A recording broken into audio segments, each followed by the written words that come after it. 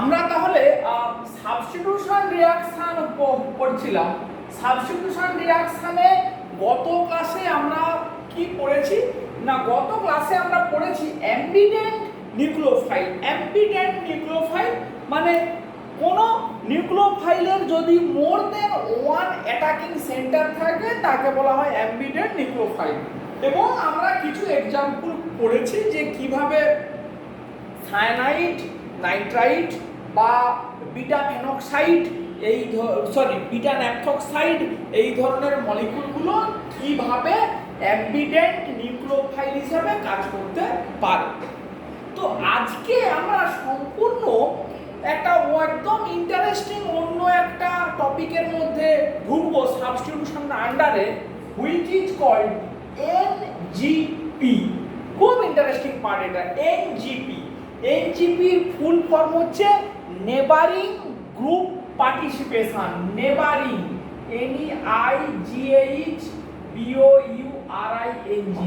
Neighbouring group participation. Participation এরই short name হচ্ছে NJP. Neighbouring group, নেবার মানে কে না প্রতিবেশী, তাহলে নেবারিং গ্রুপ পার্টিসিপেশন মানে সাবস্টিটিউশন রিঅ্যাকশনে প্রতিবেশীরা অংশগ্রহণ করবে, একেই বলা হচ্ছে নেবারিং গ্রুপ পার্টিসিপেশন। ব্যাপারটা কি না, একটু যদি ঠান্ডা মাথাতে বোঝানো যায়, মনে কর এইরকমই একটা আমার কম্পাউন্ড আছে। এই কম্পাউন্ডের এখানে এরকম করে একটা লিভিং গ্রুপ আছে, তাহলে এটা একটা সাবস্ট্রেট। সাবস্ট্রেটের ভেতরে এরকম একটা লিভিং গ্রুপ আছে।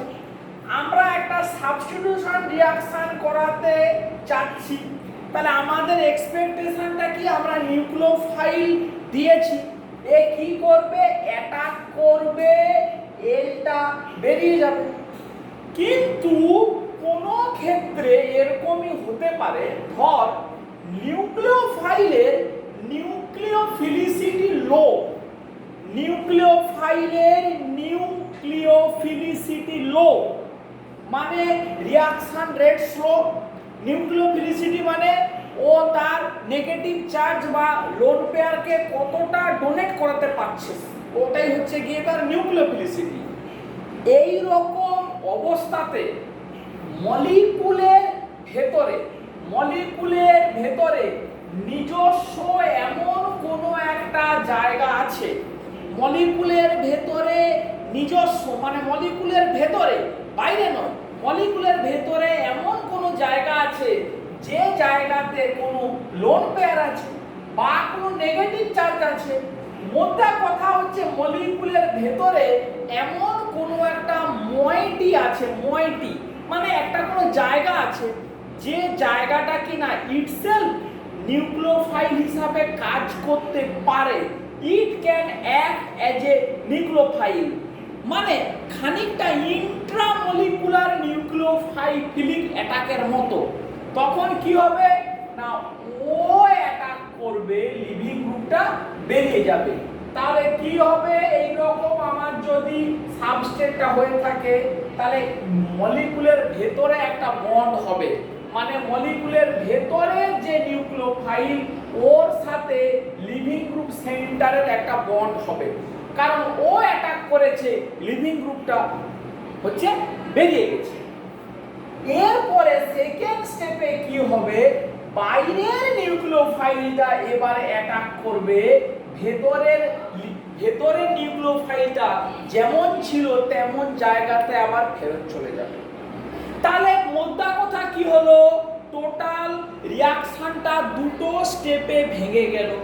প্রথম স্টেপে মলিকুলের ভেতরে যে নিউক্লিওফাইল সে অ্যাটাক করলো, লিভিং গ্রুপটা বেরিয়ে গেল। সেকেন্ড স্টেপে বাইরের যে নিউক্লিওফাইল সে অ্যাটাক করলো, লিভিং গ্রুপটা আবার নিজের পজিশনে ফেরত চলে গেল। এই যে প্রথম স্টেপটা, যে মলিকুলের ভেতরের কোনো নিউক্লিওফিলিক সেন্টার অ্যাটাক করছে, এই ঘটনাটাকেই বলা হয় NJP, neighbouring group participation, NJP. এবং এখানে প্রাইমারি কন্ডিশন, এই স্টেপেও ইনভার্সন হবে। এনজিপি হলে ইনভার্সন হবে, আবার সেকেন্ড স্টেপেও যখন নিউক্লিওফাইল অ্যাটাক করছে তখনও ইনভার্সন হবে। তার মানে আলটিমেটলি ডবল ইনভার্সন। তাহলে কোন নিউক্লিওফিলিক সাবস্টিটিউশন রিঅ্যাকশন যদি এনজিপির থ্রু দিয়ে যায়, if it goes via NGP, double inversion will take place. প্রথম স্টেপে এনজিপি যেখানে হচ্ছে সেখানে একবার ইনভার্সন, সেকেন্ড স্টেপে যেটা আবার SN2 রিঅ্যাকশন সেখানে আবার একটা ইনভার্সন, সো আলটিমেটলি রিটেনশন। বেশ, তাহলে আমরা প্রথমে একটু থিওরিটিক্যাল অ্যাসপেক্টটা একটু বলে নিচ্ছি।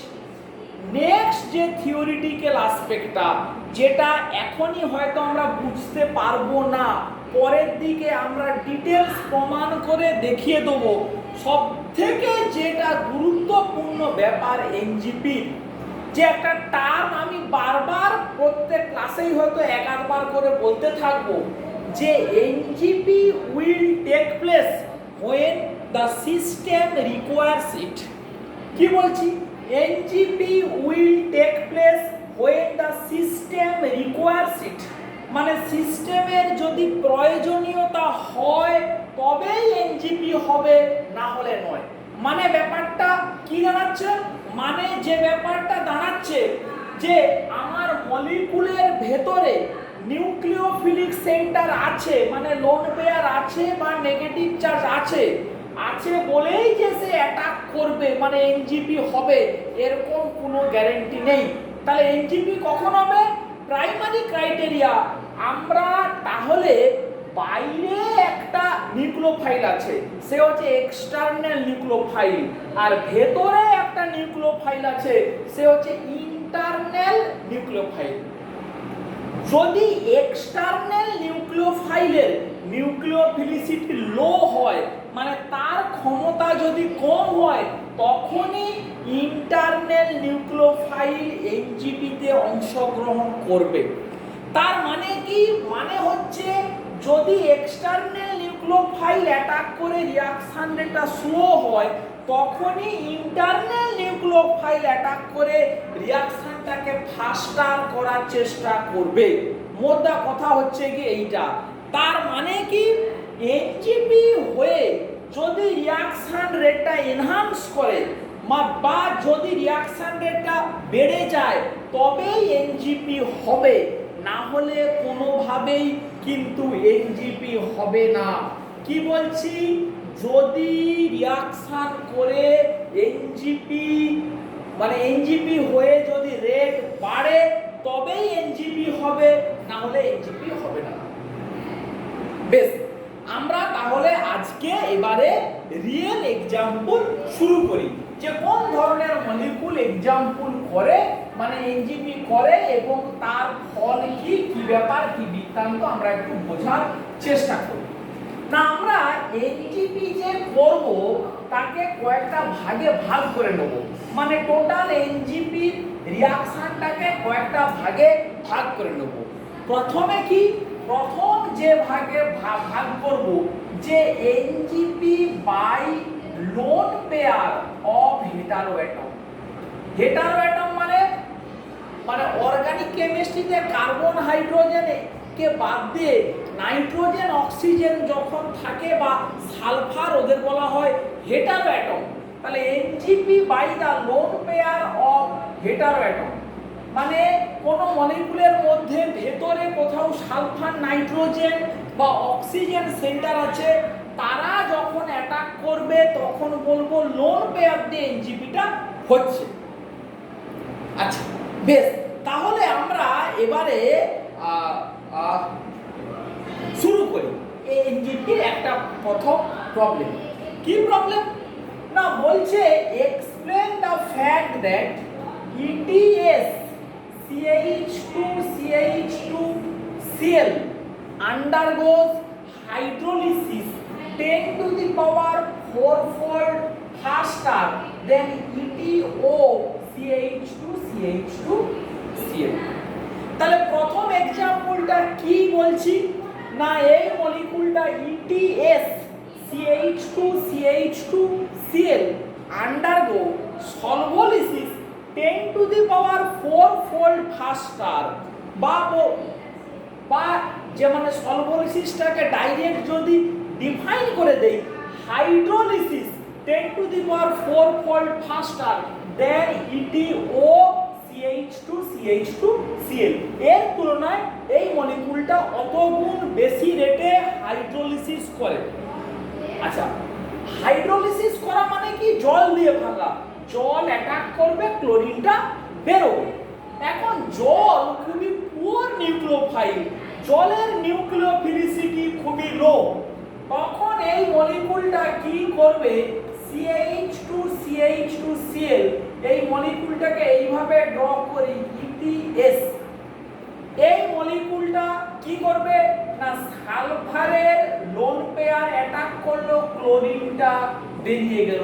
এই হচ্ছে এনজিপি, মানে সালফার ইজ ক্যাপেবল বা সালফারের নিউক্লিওফিলিসিটি খুব বেশি, তাহলে সালফারের লোন পেয়ার অ্যাটাক করলো ওই ইন্টারনাল মলিকুলের ভেতরে সেন্টার, মলিকুলের ভেতরে নিউক্লিওফাইলের সেন্টার, সে অ্যাটাক করলো, ক্লোরিনটা বেরিয়ে গেল।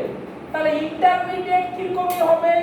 এই CH2CH2S এই ET S এর মাথাতে প্লাস চার্জ, এই আমার ইন্টারমিডিয়েট তৈরি হলো। এবারে কে অ্যাটাক করবে? জল। এবারে বাইরের নিউক্লিওফাইল, জল অ্যাটাক করলো, এটা একটা সিমেট্রিক্যাল স্ট্রাকচার বলে এখানেও অ্যাটাক করতে পারে, এখানেও অ্যাটাক করতে পারে। তাহলে CH2CH2OH S এই স্টাইলগুলো এবারে শিখে নিতে হবে। জল অ্যাটাক করছে কিন্তু এটা লিখবো OH।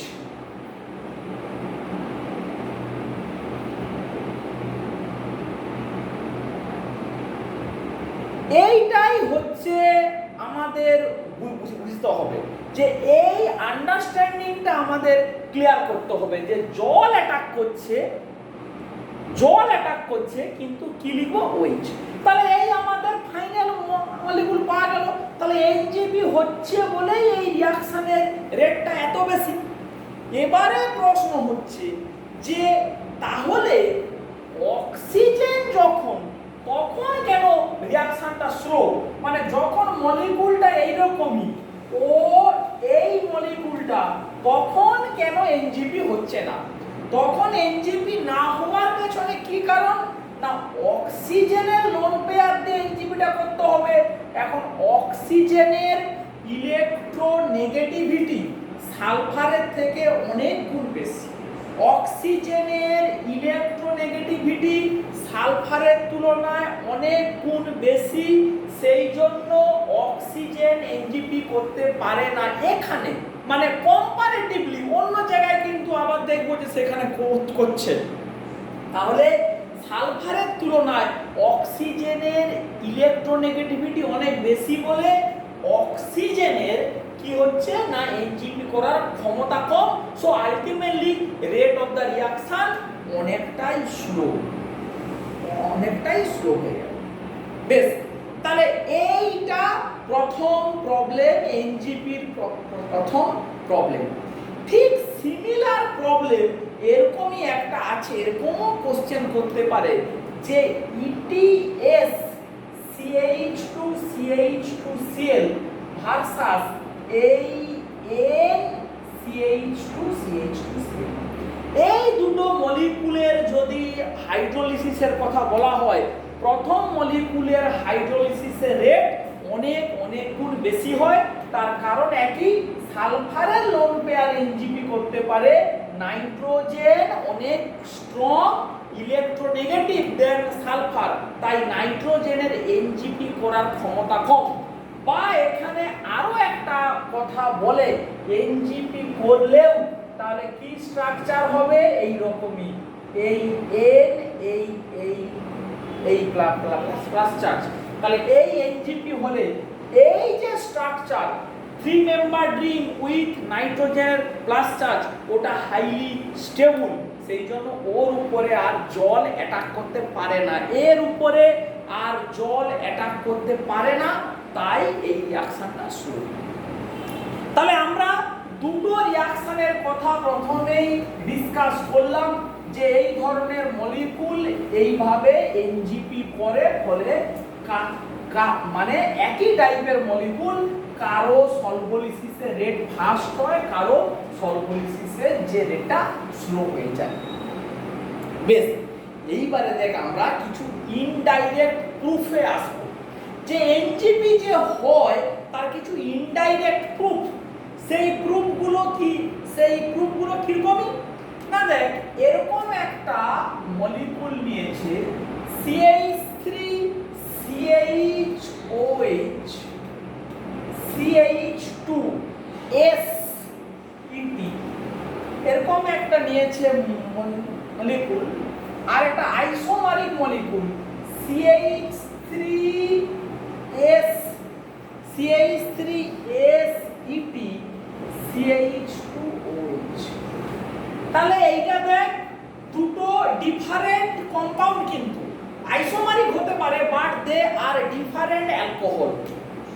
এই অ্যালকোহলকে হাইড্রোক্লোরিক অ্যাসিড দিয়ে ট্রিট করলে যে প্রোডাক্ট পাওয়া যায়, এই অ্যালকোহলকে হাইড্রোক্লোরিক অ্যাসিড দিয়ে ট্রিট করলে সেম প্রোডাক্ট পাওয়া যায়।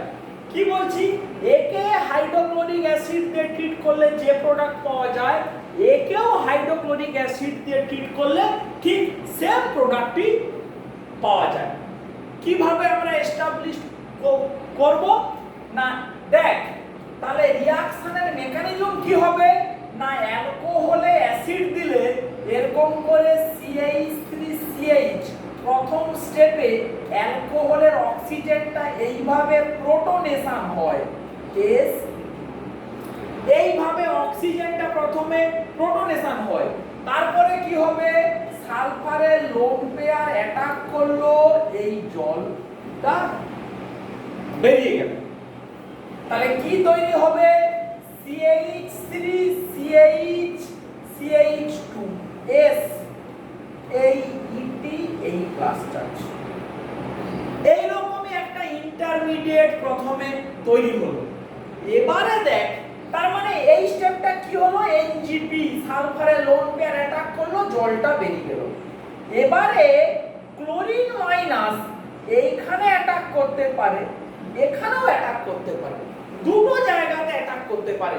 কি প্রোডাক্ট হবে, CH3CHCl CH2ACT একটা প্রোডাক্ট, এখানে অ্যাটাক করলে CH3CH SET CH2Cl এটা প্রোডাক্ট।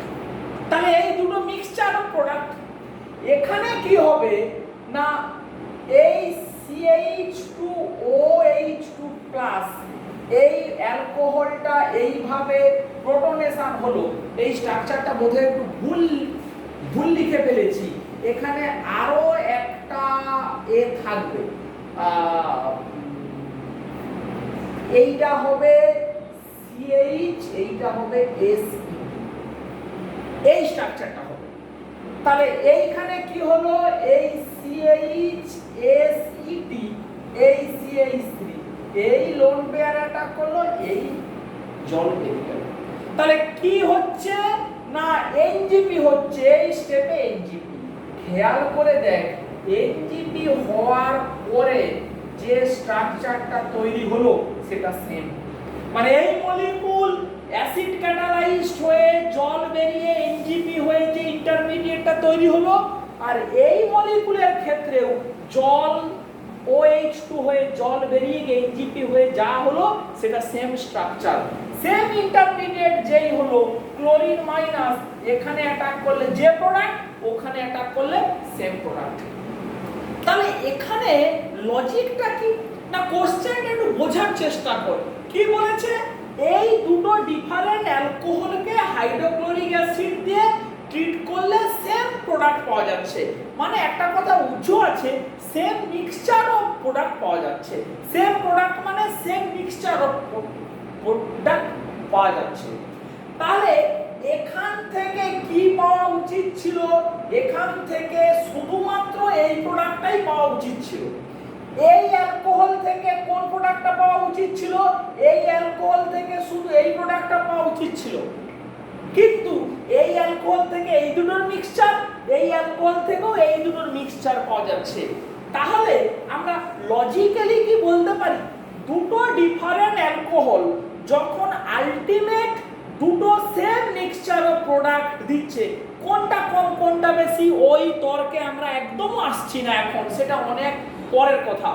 তাহলে দুটো ডিফারেন্ট অ্যালকোহলের আলটিমেট প্রোডাক্ট দুটো যখন সেম, তখন আমরা এক্সপেক্ট করতে পারি ওরা নিশ্চয়ই সেম ইন্টারমিডিয়েটের থ্রু দিয়ে গেছে, মানে দুটোর কমন ইন্টারমিডিয়েট নিশ্চয়ই সেম।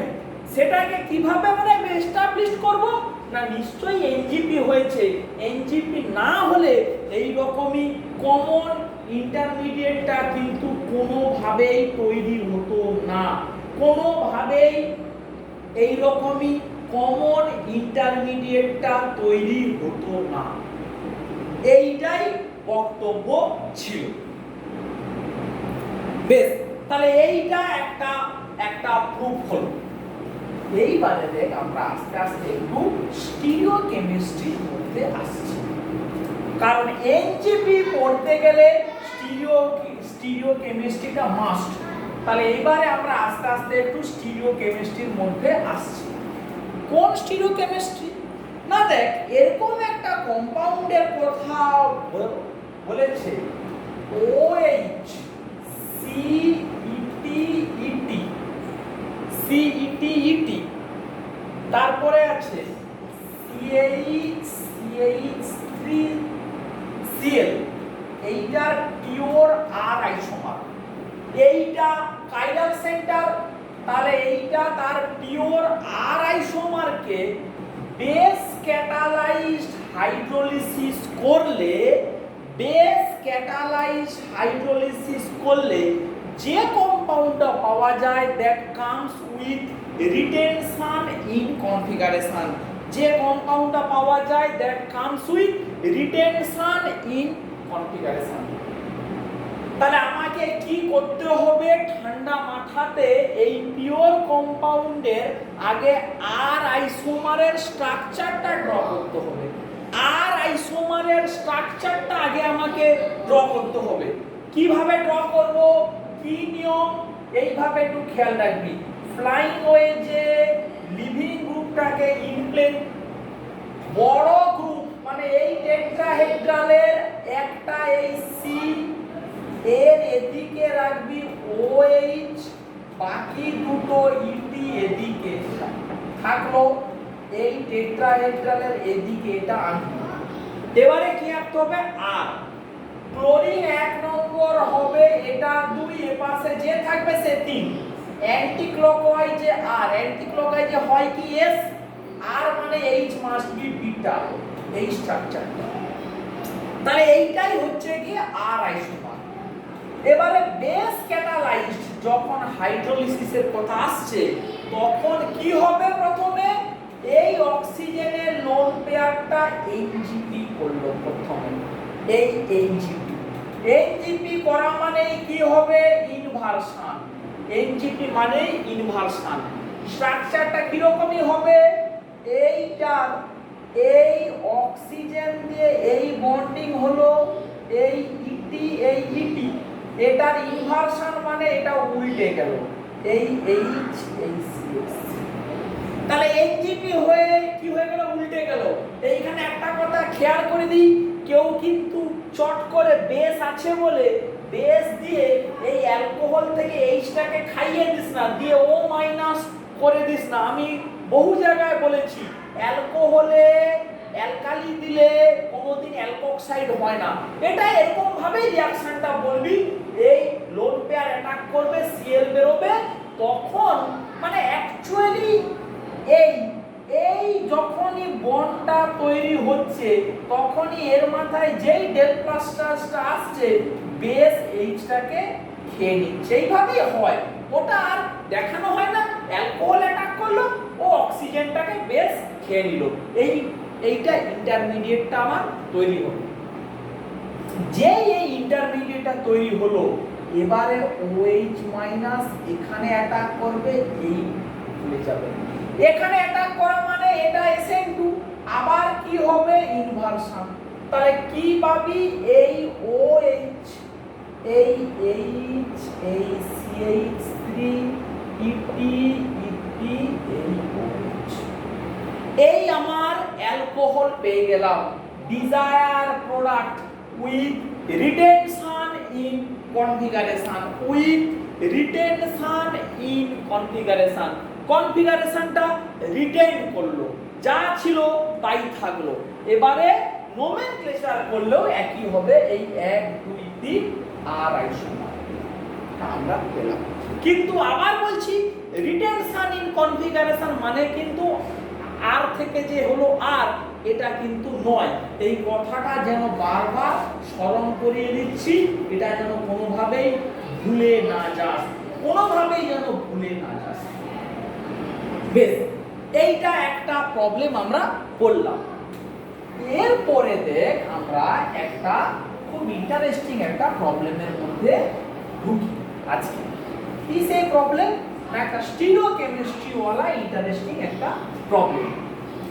কি প্রবলেম? না আমরা একটা রিঅ্যাকশন আর একটা আমরা স্টাডি করব। কি সেই রিঅ্যাকশন? না 3 ব্রোমো 2 বিউটানল, এই মলিকিউলটা 3 ব্রোমো 2 বিউটানল, একে হাইড্রোজেন ব্রোমাইড দিয়ে ট্রিট করব। 3 ব্রোমো 2 বিউটানলকে হাইড্রোজেন ব্রোমাইড দিয়ে ট্রিট করব। তাহলে আগে স্ট্রাকচারটা ড্র করি।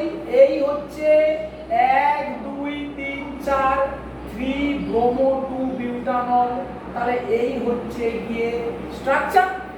তাহলে এটা বেসিক্যালি একটা অ্যালকোহল, অ্যালকোহলকে হাইড্রোজেন ব্রোমাইড দিয়ে ট্রিট করলে কি পাওয়া যাওয়া উচিত?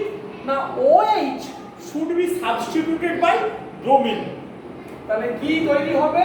CH3 CHBr CHBr CH3।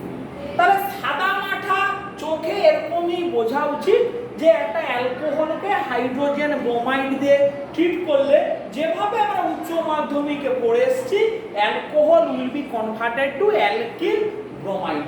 তাহলে 3 ব্রোমো 2 বিউটানল ছিল, কি কম্পাউন্ড তৈরি হবে? 2,3 ডাইব্রোমো বিউটেন, 2,3 ডাইব্রোমো।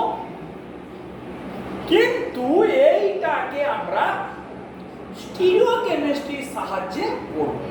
মানে এই মলিকিউলটাকে এমনি লিখেছি, এবারে একটু যদি মলিকিউলের ভেতরে ঢুকি, চিন্তা করে এই মলিকিউলে দুটো কাইরাল সেন্টার আছে, আছে দুটো কাইরাল সেন্টার আছে, মানে 4টে স্টিরিওআইসোমার, 4 স্টিরিওআইসোমার। তোরা অলরেডি সেম ওয়ানে পড়েছিস।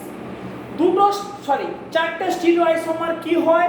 না 2 পেয়ার অফ এনানসিওমার, একটা পেয়ার হয় এরাইথ্রোআইসোমার, একটা পেয়ার হয় থ্রিওআইসোমার।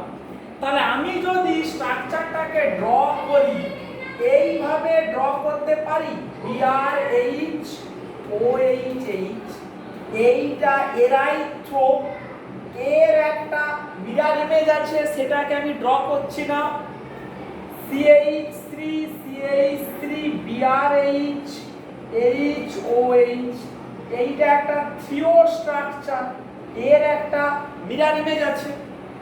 তাহলে মোট 4টে স্টিরিওআইসোমার। আমরা কি করছি না, একটা কেমিক্যাল রিঅ্যাকশন স্টাডি করছি। এখন প্রশ্ন হচ্ছে, আমরা এই মলিকিউলের উপরে যখন কেমিক্যাল রিঅ্যাকশন স্টাডি করব, যে মলিকিউলের মোট 4টে স্টিরিওআইসোমার হবে, এই কথাটাই হচ্ছে আসল কথা। ভালো করে শোন, আমরা কি 4টে স্ট্রাকচারের উপরেই কেমিক্যাল রিঅ্যাকশনটাকে স্টাডি করব? কি কোশ্চেনটা? আমরা কি 4টে স্ট্রাকচারের উপরেই কেমিক্যাল রিঅ্যাকশনটাকে স্টাডি করব? উত্তর হচ্ছে না। আমরা এই থ্রিওর যে পেয়ারটা, এখান থেকে একটাকে নেব, আর এই যে এই যে মানে এরিথ্রোর পেয়ার থেকে একটাকে নেব, থ্রিওর পেয়ার থেকে একটা নেব। কেন না, ফার্স্ট সেমিস্টারে একটা দারুণ ইম্পর্টেন্ট স্টেটমেন্ট হয়েছিল পড়া, যে এনানসিওমারের ফিজিক্যাল এবং কেমিক্যাল প্রপার্টি সেম। কিন্তু ডায়াস্টিরিওমারের ফিজিক্যাল এবং কেমিক্যাল প্রপার্টি আলাদা। তাহলে এরাইথ্রোর যে দুটো এনানসিওমার, এদের দুটোর কেমিক্যাল রিঅ্যাকশন স্টাডি করার প্রয়োজনীয়তা কি? কারণ ওরা তো একই রকমই রিঅ্যাকশন দেবে, একই রকমই আসপেক্ট। ফলে এখান থেকে একটাকে নেব, এই এনানসিওমারিক পেয়ার থেকেও একটাকে স্টাডি করব, কিন্তু একটা এরাইথ্রোকে স্টাডি করব, একটা থ্রিওকে স্টাডি করব, বিকজ এরাইথ্রো অ্যান্ড থ্রিও দে আর ডায়াস্টিরিওমার, তারা কিন্তু ডায়াস্টিরিওমার। ফলে আমরা ডায়াস্টিরিওমারের ফিজিক্যাল এবং কেমিক্যাল প্রপার্টি ডিফারেন্ট, ফলে আমরা কিন্তু এর একটা ওর একটা নিয়ে আমরা স্টাডি করব। এবারে মুছে দিলাম, খুব ধীরে ধীরে দেখ কিভাবে ড্র করছি, কিভাবে দেখাচ্ছি। তাহলে এইটাকে একটা এরাইথ্রোকে নিয়ে আগে আমরা শুরু করি। আমরা এই জন্য দেখ, এই প্রয়োজনীয়তা ছিল ফার্স্ট সেমিস্টারে আমরা কোন মলিকুলার রিপ্রেজেন্টেশনটাকে কিভাবে আমরা মাস্টারপিস করেছি, জলভাত করেছি, এবারে তার প্রয়োজনীয়তা বুঝ। তাহলে আমরা সহর্ষের সাহায্য নেই, এই OH H এই CH3 BrH, আমরা কোনোভাবেই বাঁকামি করতে যাব না। আমরা আপ্তব বাক্য জানি, কি সেই আপ্তব বাক্য না, Fischer projection formula always represents a molecule in its eclipsed conformer. তাহলে এইটা এক্লিপসড, এই এক্লিপসড আমরা ড্র করে ফেললাম, কোনো সমস্যা নেই। একবার যে সহর্ষে ড্র করলাম, এবারে হাইড্রোজেন ব্রোমাইড দিয়ে প্রোটনেশন করাবো। আচ্ছা, প্রথমটা একটু ধীরে ধীরে করি। প্রথমটা কি করব, এই দুটো কার্বনকে একটু রোটেট করাই। কিভাবে রোটেট করাবো? এমন ভাবে রোটেট করাবো যাতে OH আর Brটা পরস্পর অ্যান্টিতে যায়। তাহলে এইখানে রাখি OH, এটাকে নাম যদি এখানে আনি মিথাইল, এখানে H, এখানে মানে এই কার্বনটাকে 120 ডিগ্রি ক্লকওয়াইজে ঘোরাচ্ছি। তোরা এগুলো জানিস, সেই জন্য আর আমি বিশদে বলছি না। এই কার্বনটাকে অ্যান্টি ক্লকওয়াইজে 60 ডিগ্রি ঘোরাই, তাহলে বিআরটা এই গেল, H এখানে, CH3 এখানে। কারো কোনো প্রবলেম হওয়া উচিত নয়। এইভাবে আমরা ড্র করলাম একটা, এটা ছিল এক্লিপসড থেকে একটা অ্যান্টি কনফর্মার ড্র করলাম। নেক্সট কি করব, এবারে রিঅ্যাকশন প্রোটনেশন। কে প্রোটনেশন হবে? অ্যালকোহল হয়ে গিয়ে কি হবে? OH2+। কেন প্রোটনেশন হলো না, এটা নিয়ম। অ্যালকোহল না প্রোটনেশন হলে অ্যাসিড মিডিয়ামে এটা প্রোটনেটেড হয়েই তবেই জল গুড লিভিং গ্রুপে কনভার্ট হয়, good living group. OH- is not at all a good living group where it will be converted to OH2+, so water neutral molecule একটা good living group। এখানে কে থাকবে? কোনো চেঞ্জ নেই, BrCH3H। এই কাণ্ডটা হয়ে গেল। এইবারে এই মজাটা দেখ কি হবে, ব্রোমিনের লোন পেয়ার আছে, সে কি করবে? অ্যাডজাসেন্ট কার্বনে অ্যাটাক করবে, জলটাকে বের করবে, যে স্টেপটাকে আমরা বলবো এনজিপি। এই আমাদের এনজিপি হলো ব্রোমিনের লোন পেয়ার এখান থেকে অ্যাটাক করলো, জল বেরোলো। তার মানে এখানে একটা 3 মেম্বার রিং তৈরি হবে, এর সাথে এর এই কার্বন আর ব্রোমিন মিলিয়ে একটা 3 মেম্বার রিং। ওই স্টেপটাই এনজিপি। ব্রোমিনের lone pair is taking part into NGP. ব্রোমিনের লোন পেয়ারটাই এনজিপিতে অংশগ্রহণ করছে। যে এনজিপি হলো, এই স্টেপটার কি হবে? ইনভার্সন হলে কিরকমই দেখতে হবে, এইটা এই বিআর এই প্লাস 3 মেম্বার রিং, এইটাখানে কোনো চেঞ্জ নেই, যা ছিল। এই জায়গাটাতে কি হবে? উলম্ব ইনভার্সন। এই সহর্ষে ইনভার্সনের ব্যাপারটা বুঝে নে, মানে এরকমই ছাতার মতো ছিল, ওটা জাস্ট এরকমই নিচের দিকে নেমে গেল, এই ফুটে ছিল এই উল্টে গেল। তার মানে এই হাইড্রোজেনটা আমার চোখের সামনের দিকে ছিল, ও এখানে আসবে, কারণ এই পজিশনটা এইটা আমার চোখের সামনের দিকে। এই মিথাইলটা ব্যাক সাইডে ছিল, মিথাইলটা এই এলো, এরকমই ছিল, জাস্ট এটা নিচের দিকে নেমে গেল। আশা করছি তোরা এটা জানিস, কারণ অলরেডি তোরা সহর্ষের ইন্টারকনভার্সন ফ্লিপ ফ্লপ অলরেডি সেম ওয়ানের ডিটেলস পড়া হয়েছে। এবারে এনজিপি হলো ইন্টারনাল নিউক্লিওফাইল। কি দিয়ে রিঅ্যাকশন করানো হচ্ছে? Hydrogen bromide. তাহলে এবারে এক্সটারনাল নিউক্লিওফাইলটাকে না বিআর মাইনাস, বিআর মাইনাস আমার এক্সটারনাল নিউক্লিওফাইল, ও এই অ্যাটাক করতে পারে, এই ব্রোমিনটা আবার খুলে যেতে পারে। তাহলে ওই সেন্টারে কি হচ্ছে? SN2, ওখানে SN2 মানে কি হবে? ইনভার্সন। তাহলে কি হবে? এই কার্বন এই সেন্টারে ইনভার্সন হবে, ব্রোমিনটা জাস্ট অ্যান্টিতে নিচের দিক থেকে আসবে, এই সেন্টারে ইনভার্সন মানে এই যেখানে CH3, ওই কার্বনের কোনো চেঞ্জ নেই, এই Br এই H এই CH3, এই একটা প্রোডাক্ট তৈরি হয়ে গেল। এবারে কোশ্চেনটা কি না, দেখ there is a equal possibility Br minus এই সেন্টারে যেমন অ্যাটাক করতে পারে, Br minus ঠিক এই সেন্টারেও অ্যাটাক করতে পারে, একই ব্যাপার।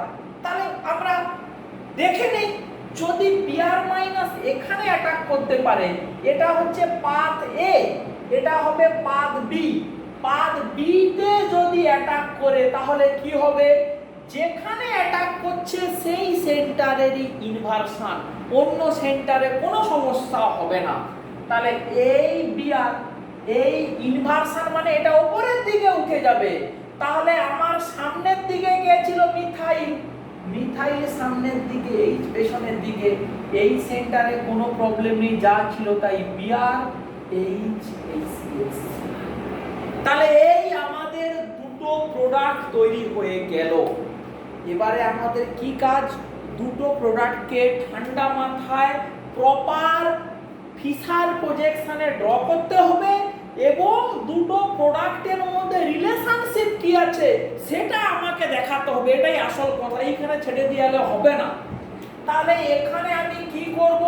সমান চিহ্ন দেবো, এক্লিপসড কনফর্মার ড্র করি, মিথাইলটাকে ঘুরিয়ে এখানে দিলাম, দিলে কি হবে? এখানে Br এই H, এই মিথাইলটাকে যদি এখানে আনি, হাইড্রোজেন এখানে, ব্রোমিন এখানে, তাহলে এই মলিকিউলটাকে ফিশারে ড্র করলে এই CH3 এই Br H, এই CH3 এই Br H।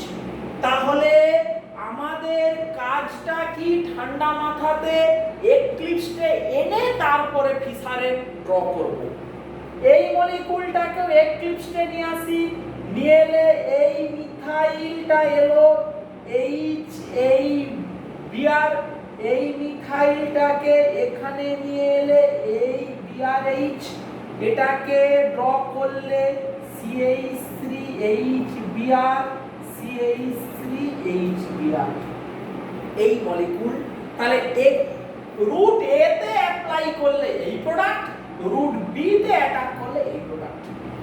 এখন কোশ্চেনটা হচ্ছে, অনেকেই এইখানে এসে ভুল করে ফেলে। কি করে? তারা তড়বড় করে বলে দেয়, দেখ দেখ খুব সুন্দর, এটা নাকি একটা মিরর ইমেজ তৈরি হয়ে গেছে, এই মিরর ইমেজ এইটা। তখন তারা ভুল করে কি বলে দেয়? দুটো প্রোডাক্ট একে অপরের এনানসিওমার বলে তারা চালিয়ে দেয়। কিন্তু এই কথাটা ভুল, এনানসিওমারের কোনো প্রশ্নই নেই, এটা ভুল ধারণা। তার কি কারণ? এই মলিকিউলটা একটা মেসো কম্পাউন্ড, দেখ মাঝখান থেকে একটা প্লেন অফ সিমেট্রি আছে, মেসো কম্পাউন্ড, তার মানে এই মলিকিউলটাকেও 180 রোটেট করলে এই স্ট্রাকচারটাই আসে। ফলে এই দুটো মলিকিউল বেসিক্যালি সেম মলিকিউল, এবং একটাই প্রোডাক্ট তৈরি হচ্ছে, which is the মেসো compound. Which is the মেসো compound, একটাই কম্পাউন্ড তৈরি হয়েছে যে কিনা মেসো কম্পাউন্ড। এবারে প্রশ্ন হচ্ছে কি করে বুঝবো যে আমি এত খেটে খুঁটে পরীক্ষায় যে এইটা ড্র করলাম এই প্রোডাক্টটা আমাদের ঠিক আছে কি নেই। এটাই আসল we can undergo a self testing. আমরা একটা সেলফ টেস্টিং করতে পারি। কিরকমই সেলফ টেস্টিং, আমি সব মুছে দিলাম, মুছে দিয়ে রিঅ্যাক্ট্যান্টকে রাখছি এবং প্রোডাক্টকে রাখছি, আর কাউকে রাখছি না, মুছে দিলাম। কি উদ্দেশ্য না আমি বুঝতে পারবো পরীক্ষায়, I am the master of myself, যে আমার প্রোডাক্টটা ঠিক হলো কি হয়নি। কি করে বুঝবো না রিঅ্যাক্ট্যান্টের দিকে চোখ মেলে তাকা। আমি কি করছি, একটা সাবস্টিটিউশন রিঅ্যাকশন করছি, এর উপরে কি দিয়ে, হাইড্রোজেন ব্রোমাইড দিয়ে। আমার আশাটা কি না এই ফাংশনাল গ্রুপটাই আমার সাবস্টিটিউট হবে। OH will be substituted by Br, OH will be substituted by Br। এখন আমি যখন জানি যে আমার রিঅ্যাকশনটা এনজিপির থ্রু দিয়ে যাবে, the reaction goes via NGP, এনজিপির স্টেপে একবার ইনভার্সন হবে, আবার যখন ব্রোমাইড মাইনাস অ্যাটাক করবে তখন আবার একবার ইনভার্সন হবে। কি বলছি, এনজিপি হলে ইনভার্সন, ব্রোমাইড মাইনাস অ্যাটাক করলেও আবার একবার ইনভার্সন। সো আলটিমেটলি কি হচ্ছে, double inversion, ultimately double inversion. Double inversion মানে রিটেনশন ইন কনফিগারেশন। তাহলে স্টিরিওকেমিস্ট্রির নলেজ এটা বলে এই OH এর পজিশন OH Br দিয়ে রিপ্লেস হবে। যদি ডবল ইনভার্সনের থ্রু দিয়ে যায় তাহলে ঠিক যে জায়গাতেই OH ছিল সেই জায়গাটাতেই Br আসবে, পজিশনের কোনো চেঞ্জ হবে না। যদি একটা ইনভার্সন হতো তাহলে এটা ঘুরে যেত, Br এখানে আসতো, Hটা এখানে আসতো, ওয়ান ইনভার্সন। কিন্তু যেহেতু ডবল ইনভার্সন হয়েছে তার মানে এটা একবার উল্টে আবার উল্টালো, ফলে যে জায়গাটাতে OH ছিল ঠিক সেই জায়গাটাতেই Br আসবে। ফলে নিজেই বুঝতে পারছিস OH এর জায়গাতে Br এলেই একটা মেসো কম্পাউন্ড হবে। এবং আমি টোটাল কাজটা করে কি দেখতে পেলাম, এটা মেসো কম্পাউন্ড দেখতে পেলাম, এটা মেসো কম্পাউন্ডই দেখতে পেলাম। এইটা বাড়িতে 4 বার প্র্যাকটিস করবি, তবেই পুরো এর এসেন্সটা, এর বিউটিটা, এর মজাটা বুঝতে পারবি। এবং বাড়ির জন্য যে কাজটা দেওয়া থাকলো, কি সেই কাজ, আমি একটা এরিথ্রো নিয়ে করেছি, তোরা একটা থ্রিও নিয়ে করবি, একটা থ্রিও আইসোমার নিয়ে করবি। তাহলে 1 নম্বর কি কাজ, থ্রিও কম্পাউন্ড নিয়ে সহর্ষে করবি। সহর্ষে করে কি দেখবি, কি দুটো প্রোডাক্ট কি আসছে, তাদের মধ্যে সম্পর্ক কি। সেলফ টেস্ট করবি, থ্রিও কম্পাউন্ডের OH আছে যেখানে সেই জায়গাটাতেই Br বসালে তোর প্রোডাক্টটা ঠিকঠাক হচ্ছে কিনা। এটা 1 নম্বর কাজ। 2 নম্বর কাজ, এই এরাইথ্রো এবং থ্রিও দুটো মলিকুলের অন্য আইসোমারটা নেই, ঠিক এর মিরর ইমেজটাকে নেই, নিয়ে একই জিনিস হবে, সহর্ষের বদলে নিউম্যান প্রজেকশনে পুরো রিঅ্যাকশনটা করবি নিউম্যানে। মানে কি, আমাদের এই মলিকুলটা এরকমই ছিল, নিউম্যানে করলে এই আসে, এই CH3OH, এই CH3Br, আমি জাস্ট একটু হিন্টস দিয়ে দিচ্ছি, এই আসে। এবারে কি করবি না অ্যান্টি আনবি, OH-টাকে এখানে নিয়ে আয়, মিথাইল এখানে, H এখানে, Br-টাকে এখানে নিয়ে আয়, Br-কে এখানে আনলে H এখানে, CH3 এখানে। এবারে এটা হবে OH2+, এই ব্রোমিনটা ফ্রন্ট কার্বনে অ্যাটাক করবে, এই জলটা আমার এরকম করে বেরিয়ে যাবে। তাহলে ফ্রন্ট কার্বনের কি হবে ইনভার্সন, এই ফ্রন্ট কার্বনটা উল্টে গেল HCH3, এই ব্যাকে কিছু হবে না, ফ্রন্ট আর ব্যাকের মধ্যে ব্রোমিন দিয়ে 3 মেম্বার বন্ড এরকম। এবারে Br মাইনাস ফ্রন্টে অ্যাটাক করলে ফ্রন্টের বন্ডটা ভাঙবে, ব্যাকে অ্যাটাক করলে ব্যাকের বন্ডটা ভাঙবে। ট্রাই করবি নিজেরা, আমি এটা পরের দিন করে দেবো। তাহলে আজকের জন্য এই কাজটা দেওয়া থাকলো। আজকের ক্লাসটাকে আমরা এখানেই শেষ করছি। আমরা এনজিপি শুরু করলাম, এনজিপি কিভাবে হয়, কোথায় হয়, জাস্ট প্রাইমারি এক্সাম্পলগুলো নিয়ে শুরু করেছি, যেখানে বলেছি অ্যাটমের লোন পেয়ার দিয়ে কিভাবে এনজিপি হয় সেই এক্সাম্পল আমরা দেখাতে শুরু করেছি। ঠিক আছে, তার আজকের ক্লাসটা এই পর্যন্তই।